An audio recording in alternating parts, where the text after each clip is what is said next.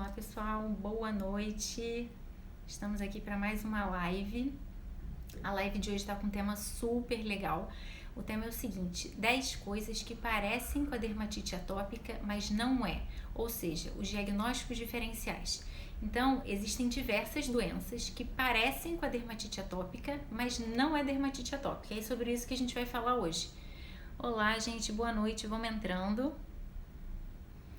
Para quem não sabe, eu sou Alexandra Pedrical, eu sou dermatologista e eu estudo bastante a respeito da dermatite atópica, é um tema que me interessa bastante, então eu tô sempre aqui tentando trazer conteúdo para vocês relacionado a esse tema. Uma outra coisa também é que eu possuo canais no Telegram, no YouTube, onde eu tô sempre postando a respeito desse tipo de conteúdo. Então, se você se interessa pela dermatite atópica, me siga nesses canais também. Para você conseguir acessar esses canais, é só entrar no link que está na minha bio e se inscrever, que aí você não vai perder nenhuma dessas informações que eu vou estar postando. Deixa eu ver se eu consigo fixar aqui o tema dessa live.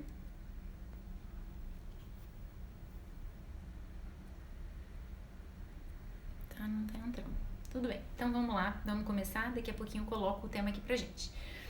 Então, pra gente detectar se temos dermatite atópica ou não, ou os diagnósticos diferenciais, a idade ela é muito importante nessa avaliação. Ou seja, se nós temos uma criança, a chance de uma criança ter dermatite atópica é maior do que um adulto. A gente sabe que a dermatite atópica pode acontecer em crianças, mas também pode ser detectada na vida adulta. Só que existem certos tipos de eczema que são mais comuns de aparecerem na vida adulta, como, por exemplo, o eczema esteatótico ou então o eczema numular. A gente vai falar aqui sobre cada um deles. Então é importante a gente ter pistas no nosso diagnóstico, pistas no nosso exame físico, pela idade, pela história clínica do paciente, que vão levar a gente a pensar num diagnóstico ou em outro.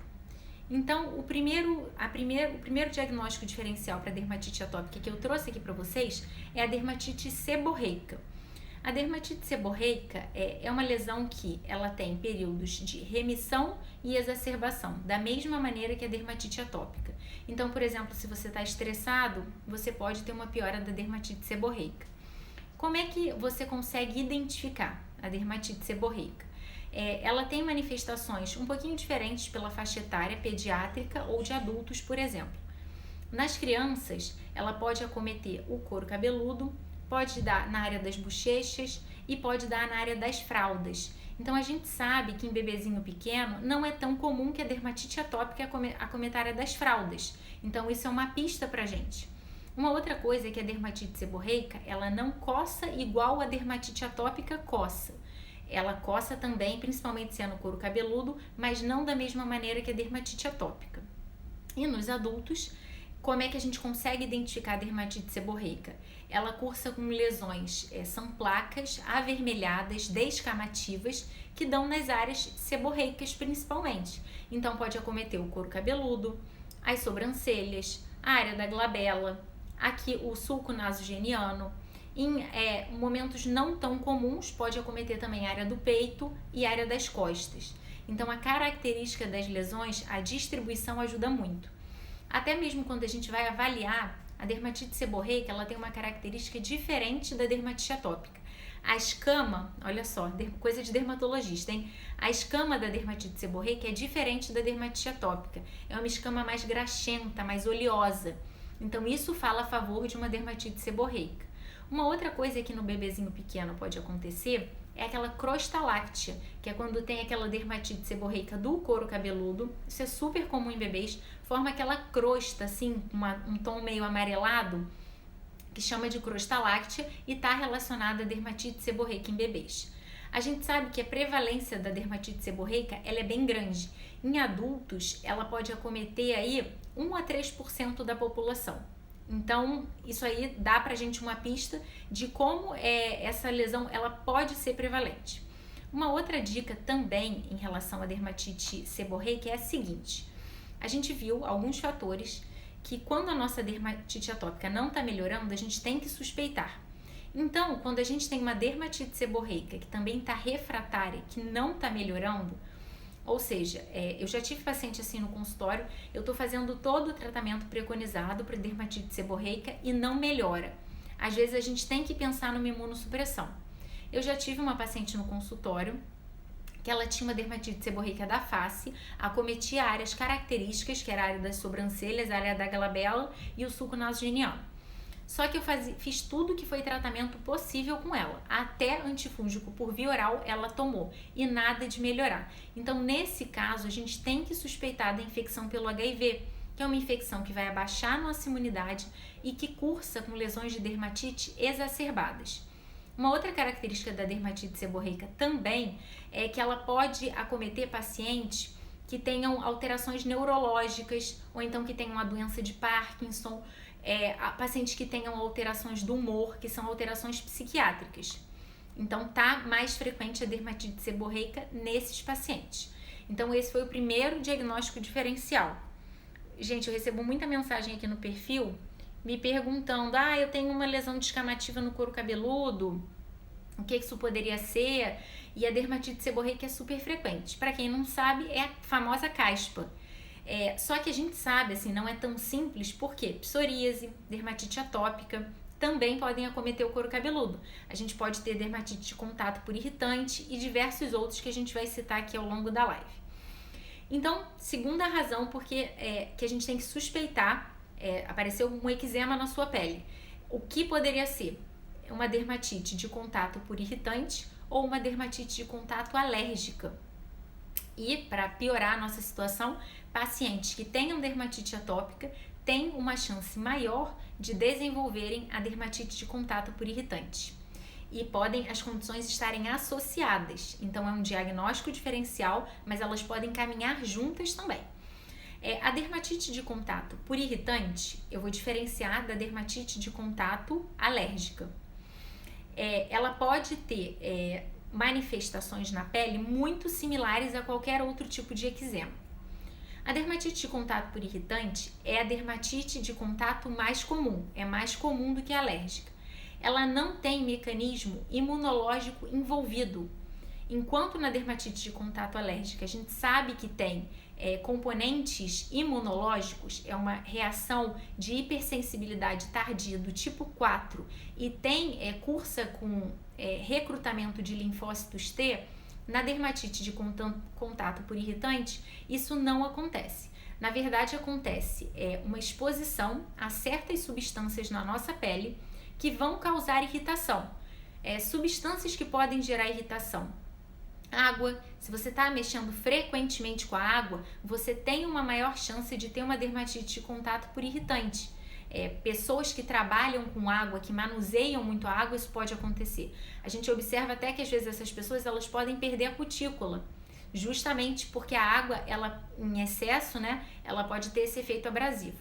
Uma outra coisa também são pessoas que utilizam sabonetes, solventes, produtos químicos, ou então pessoas que mexem com plantas e estão a todo momento com contato com essa planta, mexe com poeira, ferramentas de metal, madeira, fibra de vidro, são substâncias que podem causar irritação na pele.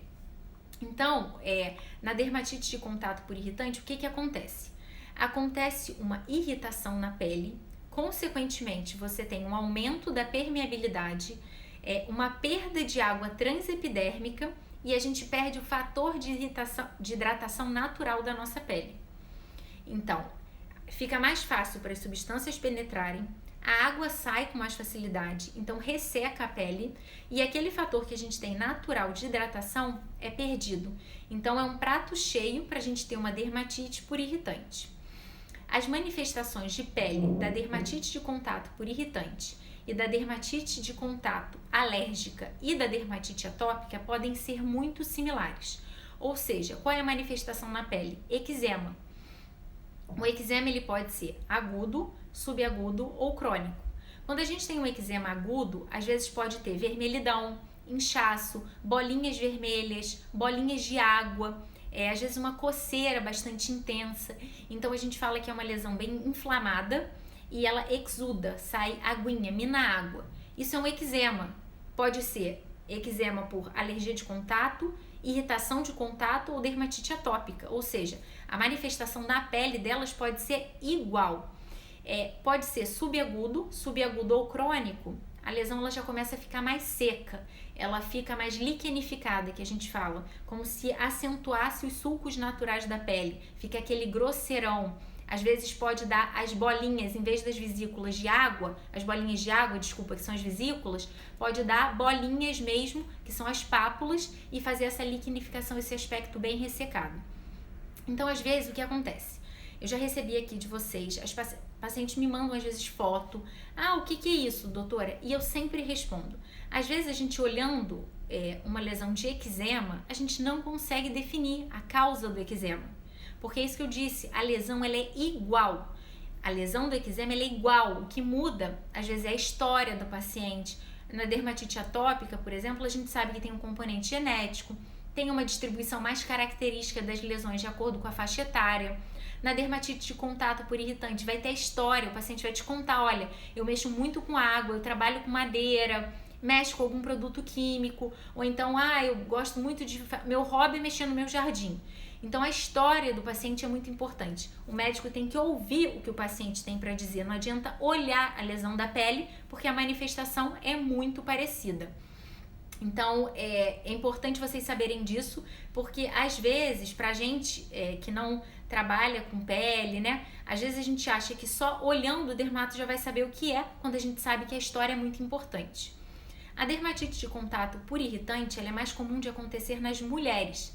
E aí não tem nenhum preconceito aí, gente, nenhum machismo, é porque acaba que as mulheres, habitualmente, né, a gente não consegue generalizar para todo mundo, mexem mais com água, fazem mais os serviços domésticos e daí podem ter essa irritação, essa dermatite de contato por irritante com mais facilidade do que os homens. As reações, elas podem mudar de acordo com a área corporal que é atingida. Ou seja, se você tem uma pele muito fina, por exemplo, a pele da face, a pele do dorso das mãos. É uma pele que é muito fininha. Então, nesses locais, a gente tem uma predisposição maior de ter uma dermatite de contato. Já a pele das costas, ela é grossa, é mais espessa. Então, nesse local é mais difícil da gente ter uma dermatite de contato por irritante. Não que não possa acontecer, pode acontecer, só que é mais difícil de acontecer. A gente sabe que quando a gente tem lesões nas mãos, o eczema das mãos, isso é mais comum de estar relacionado a algum tipo de profissão.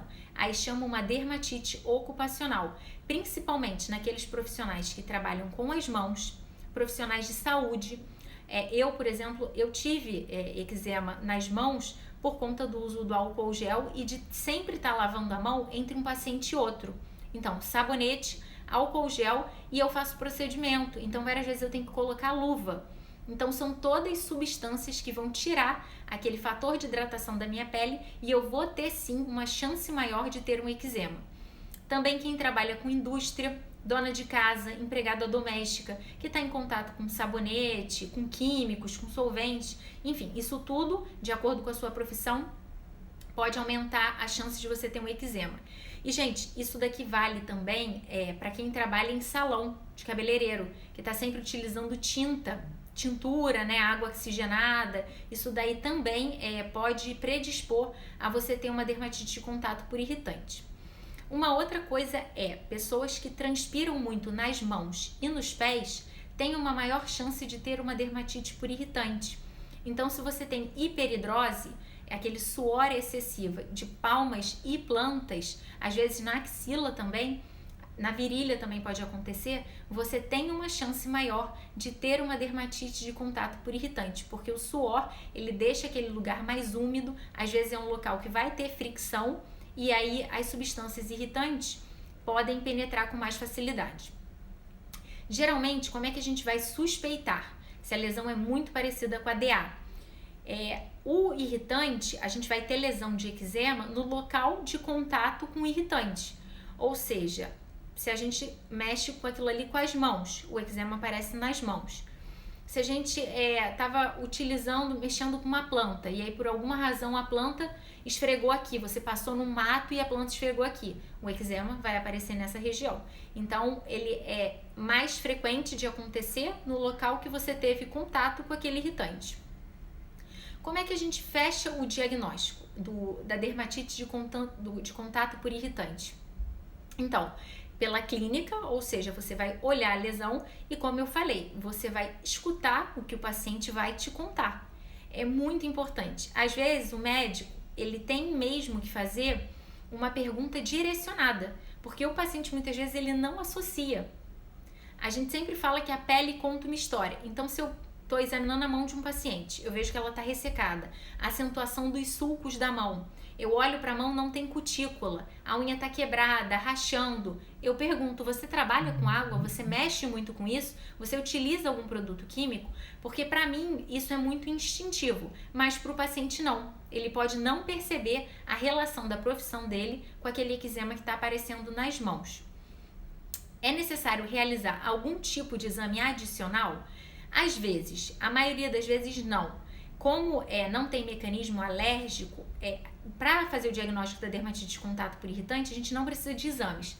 Mas no diagnóstico diferencial da dermatite de contato alérgica, a gente pode sim fazer os testes cutâneos de alergia, porque aí nesse caso, como tem um mecanismo imunomediado, os testes podem vir positivos. Uma outra coisa que muita gente não sabe é que esses testes de alergia, existe um que chama bateria padrão. É impossível a gente dosar todos os alérgenos que podem ter contato com a nossa pele. Então, existe uma bateria padrão, que são os alérgenos que mais frequentemente causam alergia e esses que serão testados. Então, se o dermatologista ou alergista, ele suspeita pela profissão, pelo que o paciente contou, que a alergia dele está mais relacionada a cosmético, ou então a mexer com plantas, ele pode direcionar o pedido desse teste de alergia para o que ele suspeita, para ter certeza que aquilo ali vai ser testado. Porque, como eu falei, a gente não consegue testar todas as causas de alergia que tem na nossa pele. Uma outra coisa que pode ser realizada é a biópsia. Mas a biópsia, no caso de um eczema, ela vai ser útil no caso de um diagnóstico diferencial. Porque, como eu falei, o eczema, você olha para ele, ele é igual entre os eczemas e na biópsia também. Então, a biópsia muitas vezes não consegue diferenciar. Mas se for uma psoríase, por exemplo, a biópsia da psoríase é super rica e aí você afasta, nesse momento, o diagnóstico de uma dermatite de contato por irritante. Uma outra coisa também é que a dermatite de contato por irritante, ela pode vir associada à dermatite de contato alérgica. Então, assim, é uma confusão, né, gente? É uma coisa em cima da outra e isso aí pode acontecer realmente.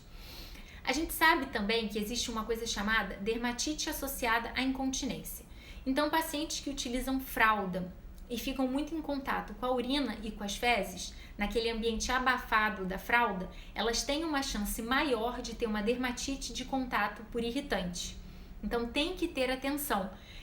Urina e fezes em contato prolongado com a pele pode gerar lesões. E isso tem até um nome, a dermatite associado com a incontinência. Vamos lá ver aqui. A Estela está perguntando. Me surgiu uma dúvida. Eu tenho muita ferida na cabeça e sei que é dermatite seborreica, mas pode ser dermatite atópica também? Ou só pode um tipo de dermatite no local? Não, Estela, pode ser sim.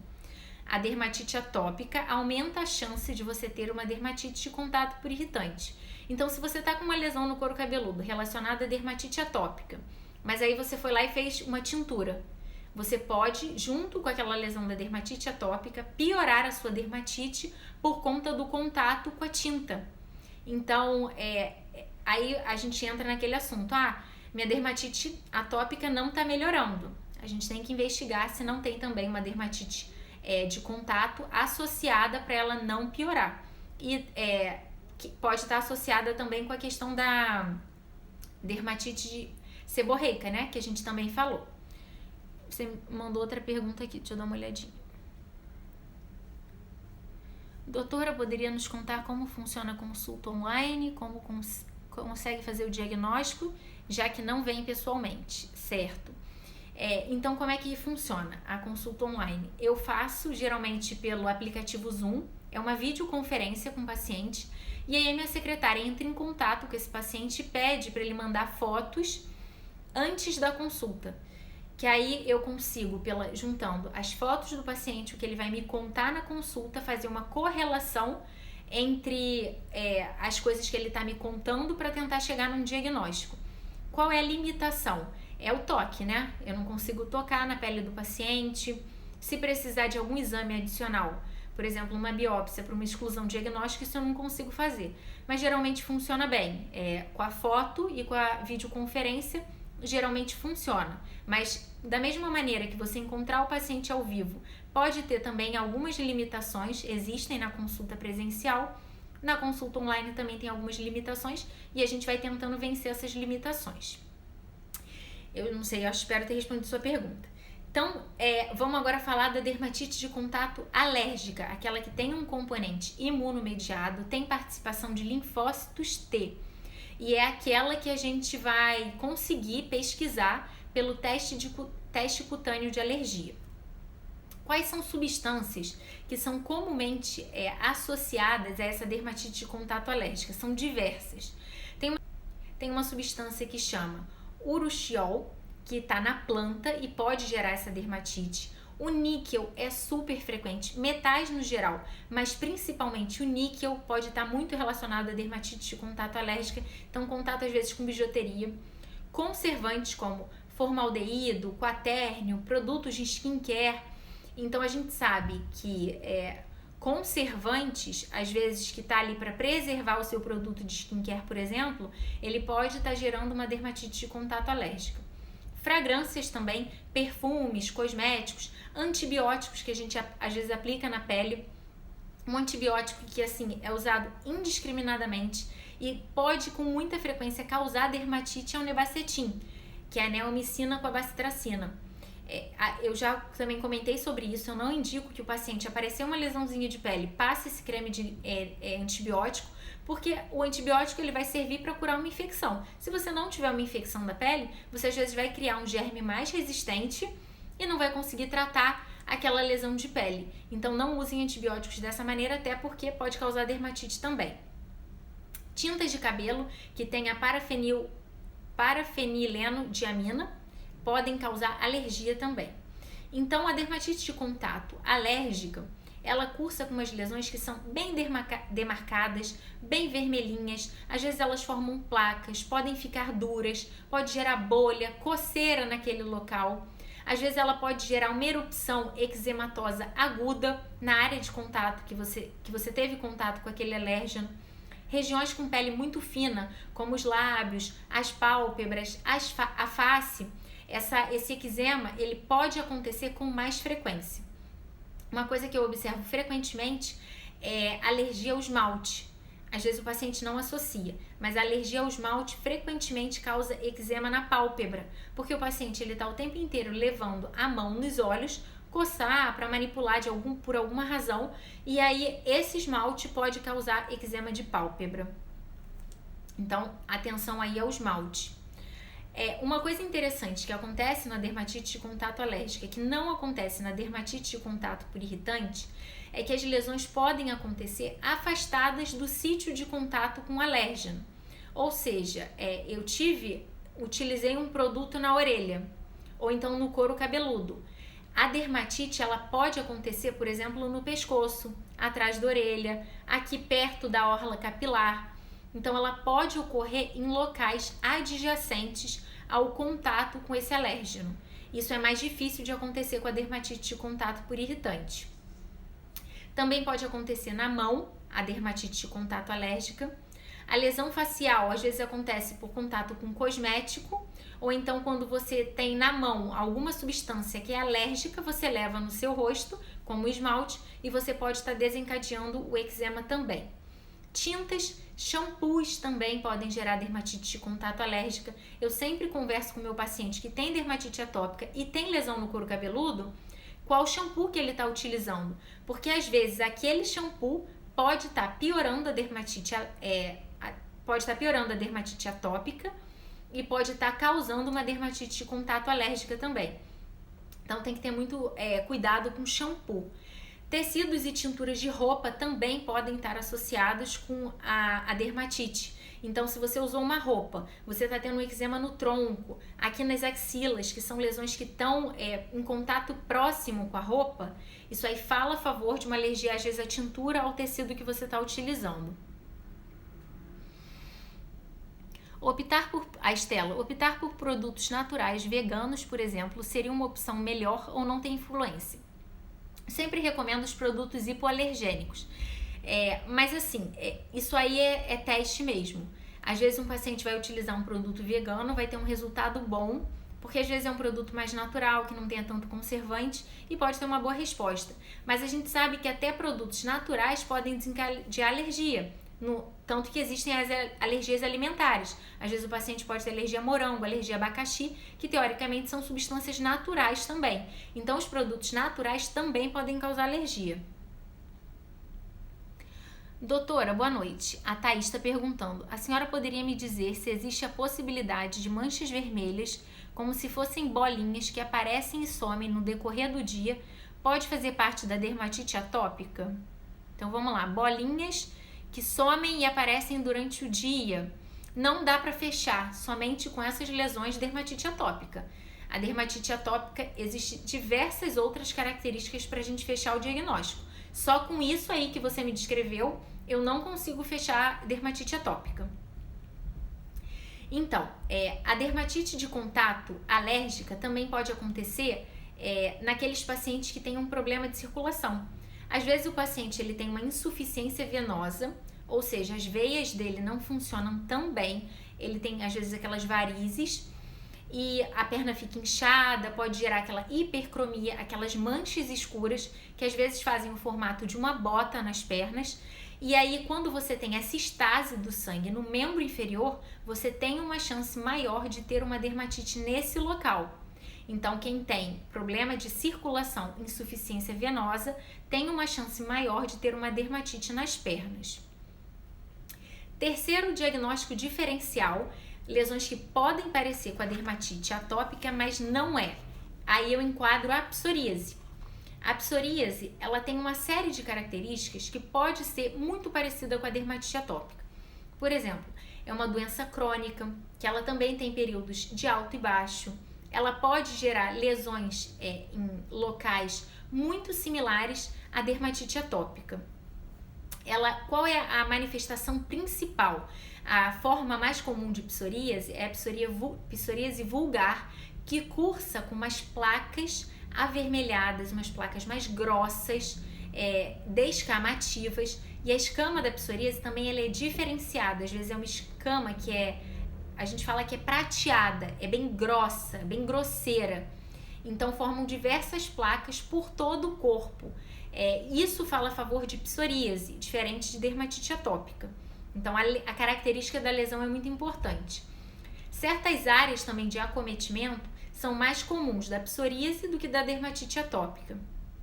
Por exemplo, em crianças, a psoríase ela pode acometer a face, o couro cabeludo e a área de dobras, e pode acometer a área das fraldas, o que não é tão comum na dermatite atópica. A gente falou aqui da dermatite seborreica, que também pode acometer a área de fraldas. Então, a dermatite seborreica é o diagnóstico diferencial da psoríase. E aí, a psoríase, então, gera essas lesões na criança, couro cabeludo, face, área de dobras intertriginosas, área onde a pele gera um atrito com a própria pele, e na área da fralda também pode acontecer. A forma mais comum é a vulgar, que eu mencionei, que é essa que vai cursar com placas. Mas existe a psoríase gutata, que aí forma como se fossem pequenas lesões, bolinhas avermelhadas ao longo de todo o corpo, agudas, que é uma outra forma de psoríase. A psoríase também pode ser pustulosa, que é quando tem pus mesmo, lesões com pus, que podem ser agudas, subagudas ou crônicas, e ela também pode cursar com a eritrodermia, que é quando o paciente fica todinho vermelhinho por conta da psoríase. A gente sabe que a psoríase ela pode estar associada com outras comorbidades, como, por exemplo, a síndrome metabólica é super comum de acontecer, pacientes que estão com intolerância à glicose, que estão acima do peso, colesterol aumentado, tem uma chance maior de ter psoríase. Também a psoríase pode gerar artralgia ou artrite, que é um comprometimento que a DA não dá. Então, existem lesões de psoríase exclusivamente articulares, apesar de não ser tão comum.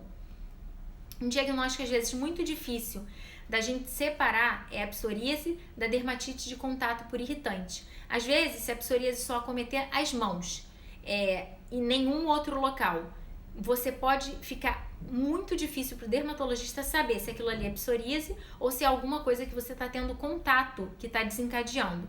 Nesses casos duvidosos, a biópsia ela ajuda muito. E também avaliar as unhas, porque no caso de psoríase tem acometimento, tem lesões características das unhas que estão relacionadas com a psoríase. Deixa eu ver aqui o que vocês estão me perguntando. Tá, ó. A Lúrdia, tenho dermatite seborreica e tenho crises fortes, com muita caspa na orelha, cabeça, sobrancelha, e meu rosto e pescoço ficam coçando e muito vermelhos, chegam a descamar. O que posso fazer para acalmar? Bom, então você já tem o diagnóstico fechado da dermatite seborreica. A dermatite seborreica ela pode realmente cursar com períodos de alto e baixo. Geralmente, a gente pode utilizar medicações anti-inflamatórias.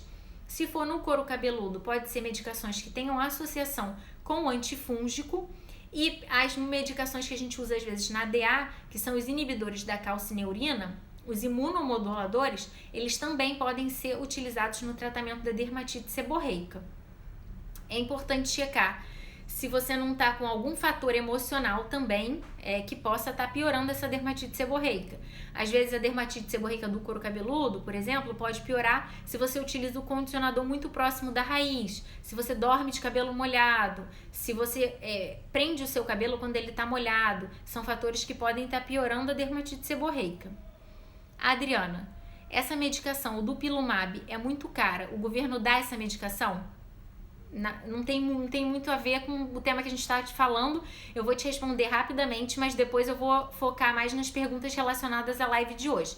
Então, Adriana, é uma medicação que é cara. Geralmente, como é que a gente consegue essa medicação? O seu médico que te acompanha, ele tem que fazer um laudo dizendo por que ele está te indicando essa medicação. Às vezes, alguns planos, ou às vezes mesmo pelo SUS, é necessário você judicializar isso daí para você conseguir a medicação. E em alguns locais eles solicitam que você já tenha feito previamente o uso de outro imunossupressor sem resultado para você estar indicando o Dupilumab. A Gisele, doutora, fiz biópsia, bateria padrão. O derma que já consultava por muitos anos disse que os resultados mostrou que tenho líquen simples, a dermatite e também apareceu psoríase. Isso pode realmente acontecer? Olha, eu não entendi muito bem a pergunta. Você tá perguntando se pode ter mais de um diagnóstico, mas assim, eu teria que saber muita coisa aí, Gisele, relacionada à característica da lesão, onde é a lesão, simplesmente a informação de um resultado de um exame, não consigo fechar. Não consigo te ajudar dessa maneira.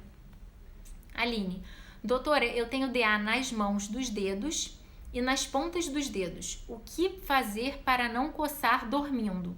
Aline, eu tô sempre dando dicas aqui de como você lidar com a crise da dermatite atópica. Tem que passar o pente fino, hidratar bastante. Eu tô sempre tentando postar conteúdo aqui relacionado a isso. Gisele, o tratamento, ela está perguntando se os tratamentos das dermatites são iguais. Depende. Não existe regra de bolo. Depende de cada caso. Os tratamentos podem ser diferentes. A Estela, no teste de contato deu negativo para a substância de abelha, mas todas as vezes que como mel sinto muita falta de ar. E quando uso shampoo ou creme que tem, me causa reação. Isso pode acontecer? Pode sim. Por quê? O teste, quando você faz o teste de cutâneo de alergia, você ou vai fazer o prick teste, se for aeroalérgeno, ou você vai fazer o PET teste. O PET teste é aquele que você cola o adesivo nas costas. Só que existe muita coisa envolvida. Vamos lá, o que está envolvido? Primeiro, quem faz a leitura do teste é o profissional médico que vai fazer o seu exame. Então, você tem que checar se você está num profissional qualificado que sabe fazer o exame, está usando proteínas adequadas para fazer esse teste. Uma outra coisa, às vezes você pode ter alergia, ou então você faz uma irritação por outros meios. Por exemplo, se você ocluir o teste de contato ali, ele vai testar na condição do dorso. A pele das costas, por exemplo, ela é mais grossa, igual eu falei, é mais difícil de ter uma dermatite. Então, se você tem um componente que não é tão proeminente, não tem uma alergia tão intensa, às vezes, como você faz na pele das costas, você não tem a reação.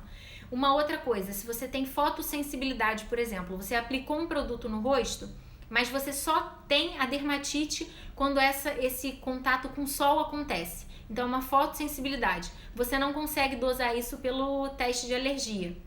Você faz o teste, você oclui com aquele adesivo, mas se você tiver algum componente fotossensível, o teste não consegue captar isso, entendeu? Então o teste também tem limitação. É por isso que não adianta, o diagnóstico não é feito só com teste de alergia. Você tem que correlacionar a lesão clínica com o exame que foi feito. Ó, a Ediana tá contando o relato dela aqui pra gente. Eu tinha eczema nos pés, depois que tirei os carboidratos, não tive mais. A Lurdiana, tem sim um fator emocional forte. Sim, muitas lesões de pele podem ter o fator emocional. Existe uma vacina para dermatite que é eficaz? Na verdade, assim, é a Lê, né? Tá perguntando. Quando você fala de alergia, eu imagino que você possa estar falando da imunoterapia. Às vezes chamam o dupilumab de vacina. Então, assim, eu não consigo te responder sem saber exatamente o que você quer dizer com vacina. Então, vamos lá. Outra coisa. Então, vamos para a quarta lesão, que pode parecer DA, mas não é. É a dermatose juvenil plantar. O nome dessa doença já é bem sugestiva pra gente. Dermatose juvenil plantar, ou seja, é uma dermatose que é mais comum em crianças, que aparece na planta dos pés. E aí simula, às vezes, uma dermatite de contato, por exemplo, ao chinelo, nessa localização. A causa dessa dermatite, ela não é conhecida, é desconhecida, mas acredita-se que, por exemplo, substâncias sintéticas, como chinelo, por exemplo, podem piorar, borracha, podem piorar essa dermatose juvenil plantar. Um outro diagnóstico diferencial pra gente, relacionado à dermatite, é a dermatite de Stase. Eu já falei sobre essa dermatite aqui pra vocês. Acontece naqueles pacientes que têm a insuficiência venosa e aí ele tem aquela perna inchada, que faz aquela hipercromia como se fosse uma bota, e ali, naquele meio, é mais fácil de acontecer uma dermatite. Podem acontecer placas avermelhadas, descamativas, na perna que está inchada cronicamente, ou seja, por um tempo prolongado. Pode acontecer também uma hiperpigmentação, que é uma mancha escura que acontece devido ao depósito da hemosiderina. Pode descamar. Uma outra característica é a lipodermatosclerose, ou seja, você vai ter uma paniculite, que é uma inflamação da gordura. Isso aí pode gerar fibrose, e aí a perna desse paciente fica com o formato de uma garrafa invertida, por exemplo. Uma garrafa de champanhe invertida, vai afunilando. Isso aí pode estar relacionado a problema de circulação, insuficiência venosa e dermatite de Stase. Uma outra coisa, sexta, né? Vamos para a sexta lesão, diagnóstico diferencial da dermatite atópica, é o eczema esteatótico. É um eczema que acontece em pessoas de mais idade, pessoas idosas, que pode piorar na época do inverno e acontece uma perda de água pelo extrato córneo. Da mesma maneira que a DA que tem uma perda de água transepidérmica, nessa dermatite também pode acontecer isso. Então, o tempo frio e o uso de sabonete ou detergentes podem piorar esse tipo de eczema. O sétimo diagnóstico diferencial é o eczema disidrótico ou a disidrose. Gente, isso é super comum de acontecer. A disidrose são aquelas lesões, aquelas bolinhas de água que às vezes acontecem na palma das mãos ou dos pés, principalmente na lateral dos dedos. Aquilo ali coça pra caramba e a lesão vai e volta e não tem uma causa fechada, definida do que é, chama disidrose. O cuidado que tem que ter é porque essas lesões elas podem infectar, ou seja, se você escoriar, o trauma com a mão, com a unha, pode contaminar aquilo ali e gerar uma infecção local. Então, oitava lesão que faz diagnóstico diferencial com a dermatite atópica, chama eczema numular. O eczema numular como o nome diz, é uma dermatite que tem o formato de uma moeda. Ele é mais comum de acontecer em placas, nesse formato, principalmente em membros inferiores, ou seja, nas extremidades. acomete pessoas de meia idade, mas pode estar associado em qualquer pessoa. O eczema numular, que são essas placas avermelhadas, redondas, podem acontecer também na dermatite atópica. Então, existe o eczema numular, que é mais comum em pessoas de mais idade, mas tem o eczema numular que acontece na dermatite atópica. Então, às vezes, é difícil para a gente diferenciar. Como vocês podem ver, gente, assim, são muitos diagnósticos diferenciais, muito mesmo. Então, tudo isso tem que ser levado em consideração na hora que a gente vai tratar de um paciente que tenha dermatite atópica, mas também para a gente confirmar se aquele paciente realmente tem a dermatite atópica, porque tem muita coisa envolvida. A Estela: quando fui fazer o teste de contato, o médico receitou o corticoide intramuscular e antialérgico e pediu para não tomar o medicamento um dia antes do teste. Olha, assim, o corticoide, quando ele é injetado intramuscular, a gente sabe aí que ele fica no nosso organismo durante um bom tempo. Então, eu não recomendo anticorticoide intramuscular antes do teste de alergia, não. Aí ficou com medo de mascarar o resultado. Realmente, isso pode acontecer, assim, mas isso está mais relacionado ao uso dos antialérgicos, ao antihistamínico. O que acontece? Quando o paciente está com uma crise muito severa de dermatite, está em crise mesmo, geralmente a gente não recomenda o paciente estar fazendo o teste de contato, porque senão ele pode piorar ainda mais aquela crise.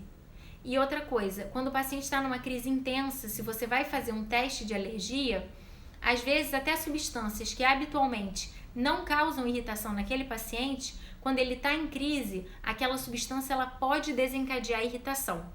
Então, o ideal é você tentar controlar um pouco aquela crise. Nem sempre a gente consegue fazer isso, às vezes é bem difícil, mas o ideal é tentar controlar antes de você fazer o teste de alergia.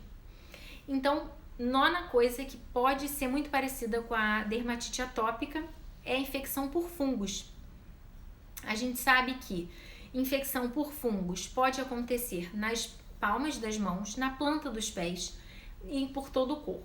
A lesão característica de uma micose é uma placa avermelhada que tem umas bolinhas na periferia. A gente fala que é circinada e ela coça bastante. Ela tem uma atividade maior das bordas. A lesão por fungo, ela pode estar, por exemplo, no seu tronco.